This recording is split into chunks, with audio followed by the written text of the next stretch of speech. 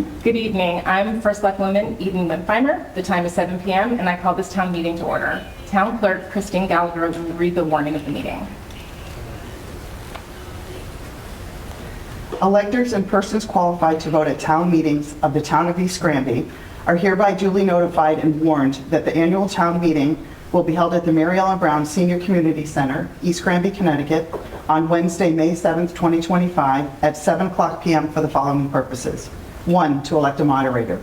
2, to consider the town budget for the fiscal year beginning July 1st, 2025 through June 30th, 2026, as recommended by the Board of Selectmen, Board of Education, and the Board of Finance. 3, to set the hours of voting at the referendum. At its meeting held on April 29th, 2025, the Board of Selectmen voted to submit item 2 of the call of the annual town meeting to a referendum vote at an adjourned town meeting to take place at the Mary Ellen Brown Senior Community Center on Tuesday, May 20th, 2025, at the hours to be determined by the town meeting. Dated in East Granby, Connecticut, this 29th day of April 2025, signed by Eden Winfeimer, First Selectwoman, Stephen Hall, Selectman, Amanda Thompson, Select Person. A copy of this notice was posted on the town sign board on May 2nd, 2025, and a copy thereof was posted in the May 2nd, 2025 edition of the Hartford Courant.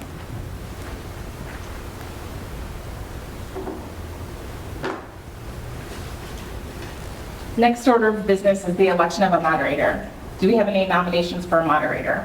I'd like to nominate Lee Sandor as moderator. Second? Do we have any other nominations? I'll move to close nominations. Second. All those in favor of closing nominations signify by saying aye. Aye. Opposed? Abstained? Nominations now closed. Nomination of Lee Sandor as moderator. All those in favor say aye. Aye. Opposed? Abstained? Just the moderator.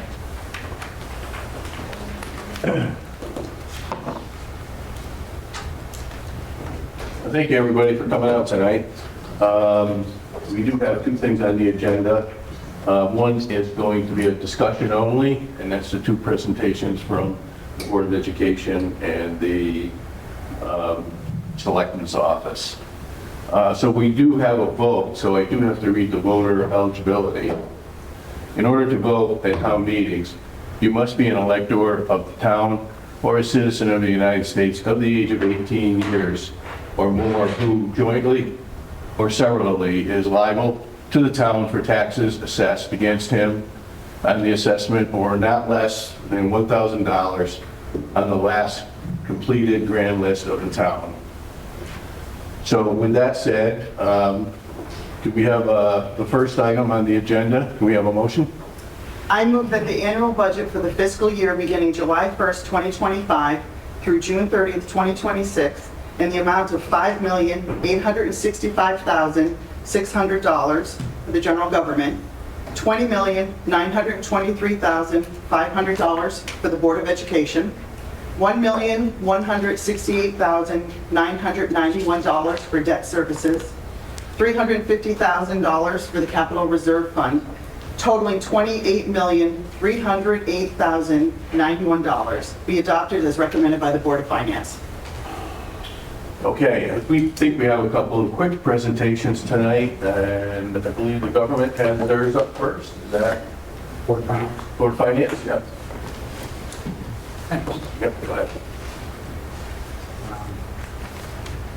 Just advance the slide. Yeah, I think so. Work. It'll work. Okay. I'm Jeff Clark, I chair the Board of Finance. Thank you for being here tonight. I want to point out Jim Pearson and Todd Spring from the Board of Finance are also here tonight. And Could you speak into the microphone, please? A little hard to hear for me anyway. this is the same presentation we saw a couple of weeks ago at the public hearing. So if I go too quick, just put your hand up at the end and we'll come back to anything. And I'm going to actually skip to where we are. So we've had a series of meetings. We are now not 5-6, it's 5-7 over here at the town meeting. We're proposing a 2.35% mill rate increase, and that's going to fund the Board of Selectmen at a 2.8% increase and Board of Ed at 4.1%. The property taxes, the grand list rose by 2.3%, about 2% on property and personal property, and about 4% on motor vehicles. State grants close to flat.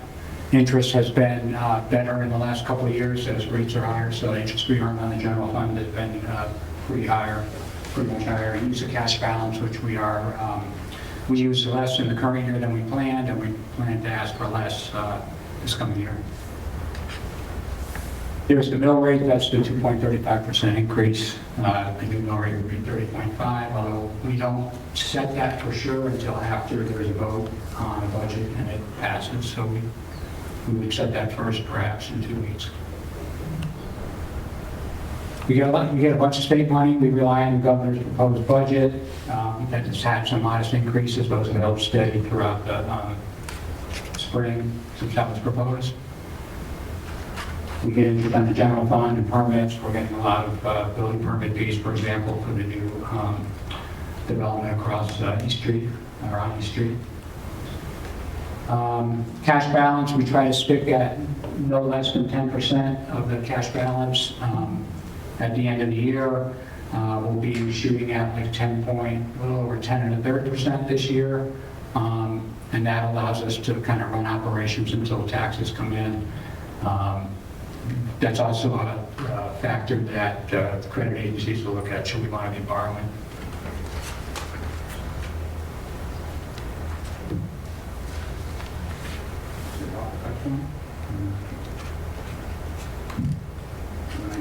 And you're done. What happened? Is that it? Now, No, we got our tech guy over here. Oh, you got screensaver in it or something?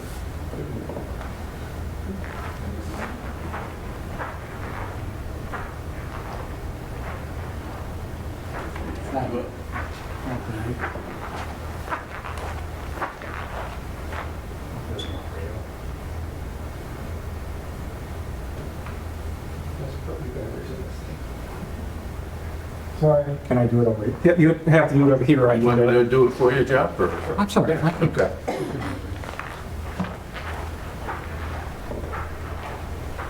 So we anticipate using $529,000 from the cash balance. Last year we budgeted about $1.2 million. We ended up, assuming we're going to end up around using. We're going to use about $820,000. As mentioned last time, we have some uncertainty around the sewer use fund. There's some costs right now and some concern about, or some question about the accuracy of the meters.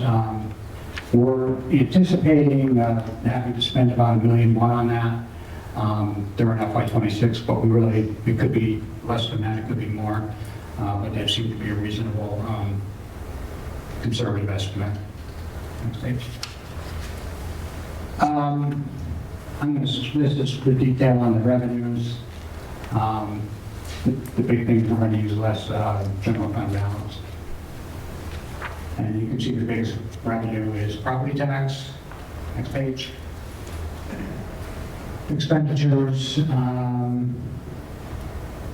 I just want to point out, if you're doing the math, we did transfer $100,000 from capital to the general government budget. Capital is an account where we allocate money each year if the town approves, and then on a per item basis, we come to the town for approval to spend that. So we segregate the money into a savings account, and then as we want to spend it, we come back and say, hey, we want to spend this money out of the savings account. It's not new money.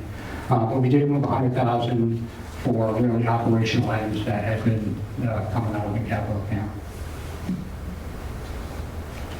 And expenditures, just like a lot of towns, the Board of Ed is the highest part because it's most employees.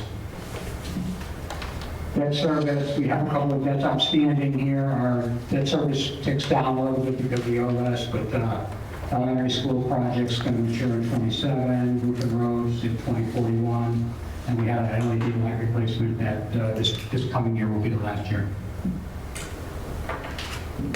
Capital reserve fund, which I just mentioned all this, we can skip ahead.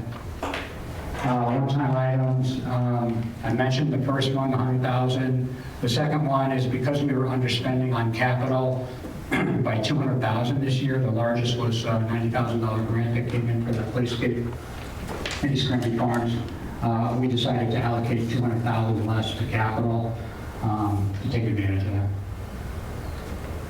And that's it. That's the moderator. Is there any questions for Jeff this time? Okay, seeing none. Misty, do you have something you want to present, or? Sure.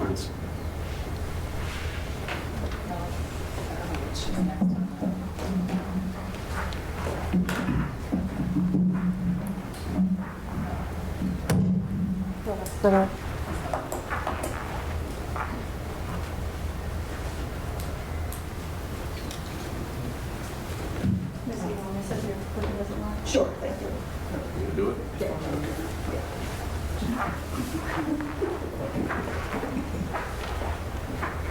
think that was great. You don't have batteries, it works. That's true. Good evening, everyone.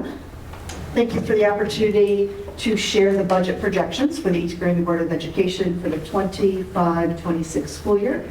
I'm Missy Bavaro-Grandy, Superintendent of Schools, and I'd like to thank other members of the Board of Education, Mary Heine, our business manager. We have Principals Phelan, DeMello, and Lukenbach, Chairperson Paskowitz, and Board Member John Welsh with us here this evening. Tonight's presentation is a summary of the public hearing that was done back in April.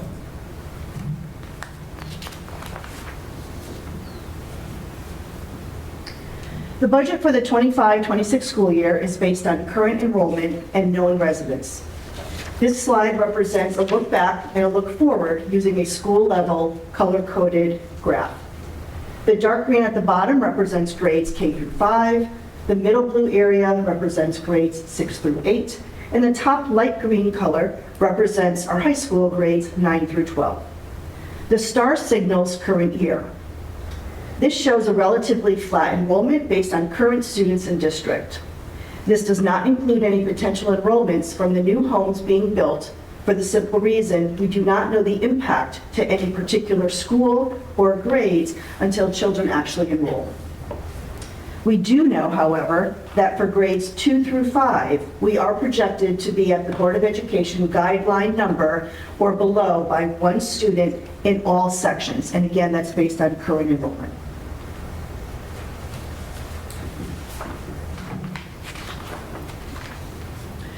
Budget drivers are consistent from year to year.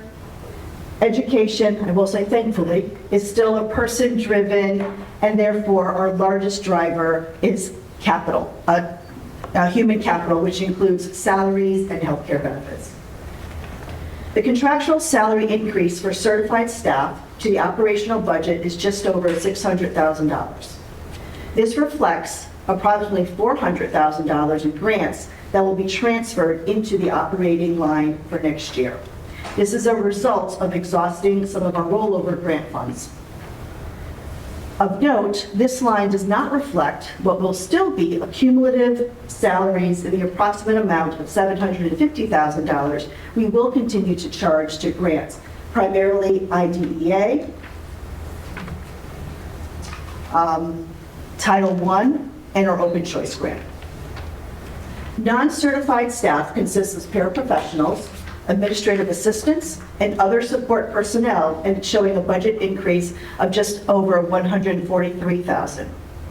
This does represent 2 additional paraprofessionals in the operating budget for next year. We have transferred those costs from a previous line where we hired through professional services. Originally, healthcare was being projected at 10%. We went out to bid and will be changing carriers this year. A 1.6% increase is budgeted.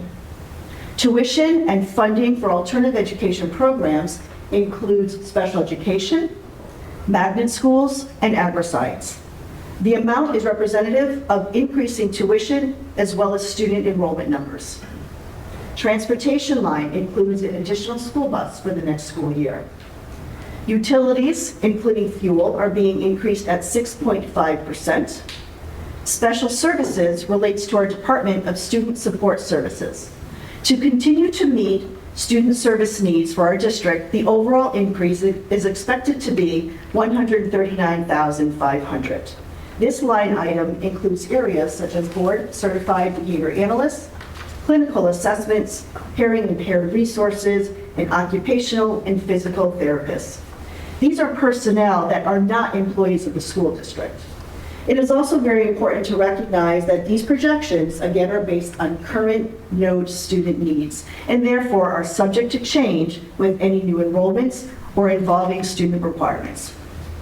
Subscriptions, textbooks, and supplies shows a decrease of approximately $61,000.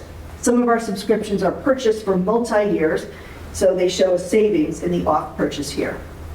The balance of $148,669 is reflective of all other line items within the operating budget.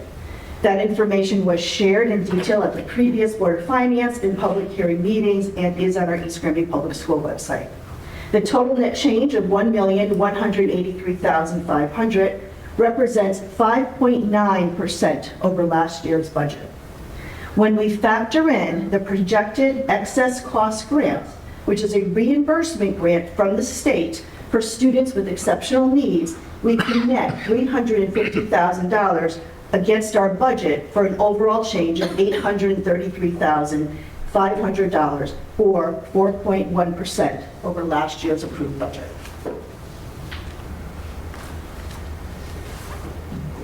A 4.1% budget supports current class sizes and allows for continuance of current staff and programming across all of our grades and schools.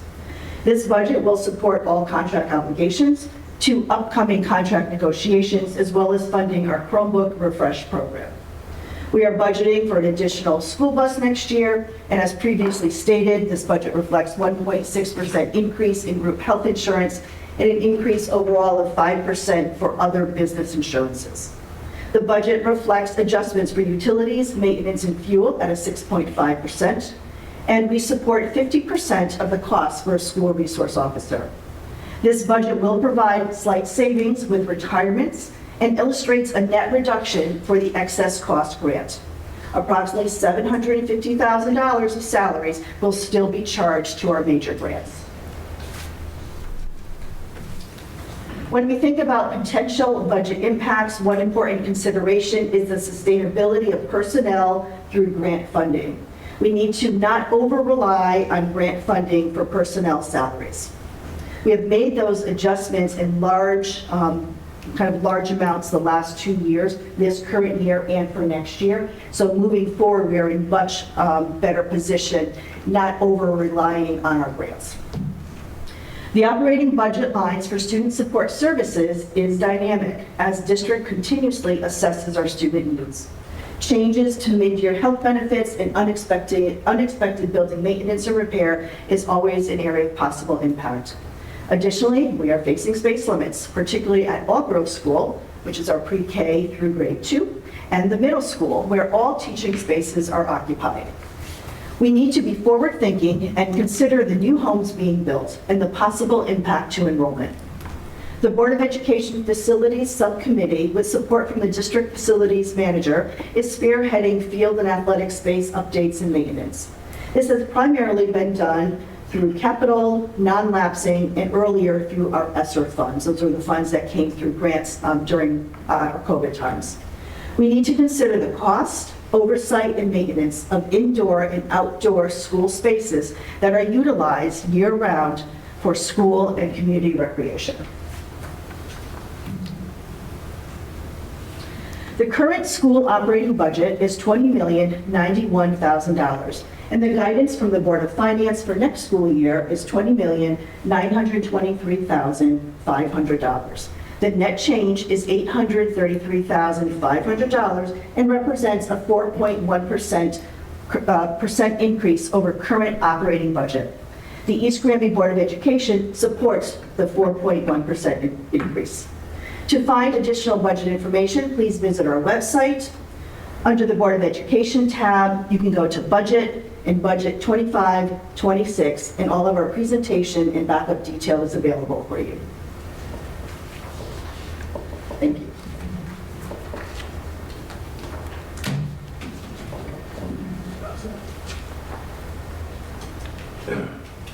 Thank you, Missy and Jeff. Nice presentations. Is there any questions for Bob or Missy at this point? I don't see any hands. Okay, we got a quiet group here. All right, okay, we'll just move on. And for the second item on the agenda, can we have a motion? Caught you off guard. You did. I move that the hours of voting at the referendum to be held on May 20th, 2025, for the purpose of approving or disapproving the town budget for fiscal year 2025, 2026, be extended to 6 a.m. through 8 p.m. Okay, is there a second? Second. Thank you. Any discussion on the times or the date? Okay, seeing none, all those in favor of the times and date, please say aye. Aye. Opposed? Abstained? Okay, the motion has passed. All right, can I have a motion to adjourn? So moved. So moved. Is there a second? Second. Okay, all those in favor to adjourn, say aye. Aye. Opposed? Okay, we are adjourned. Thank you, everybody, for coming out tonight.